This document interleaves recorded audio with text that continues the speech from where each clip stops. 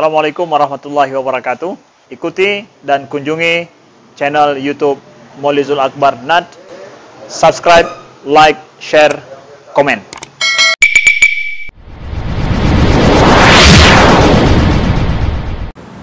Masalah salat di kuburan.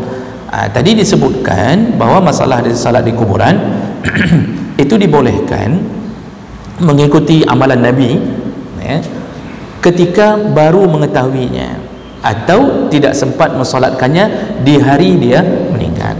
Namun kalau kita mengganti dengan solat gaib, dibolehkan juga, tapi posisi kita bukan posisi orang yang dekat dengan jenazah. Seperti Rasulullah mendengar kabar Raja Najasyi meninggal dunia di Habasyah, Ethiopia.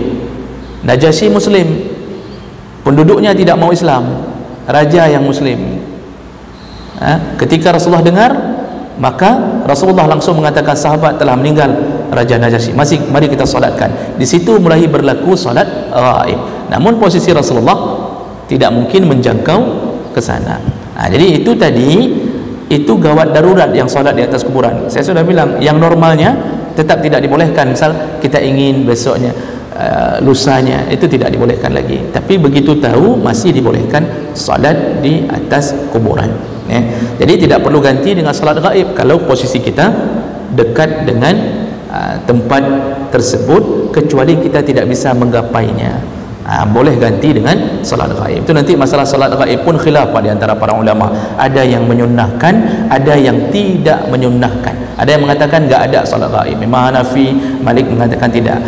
Imam Syafi'i, Hambali mengatakan ada solat gaib. Nah, mereka yang mengatakan tidak ada, mengatakan itu kasus Raja Najasyi, kasus khusus, tidak berlaku untuk umat yang lain, umat berikutnya.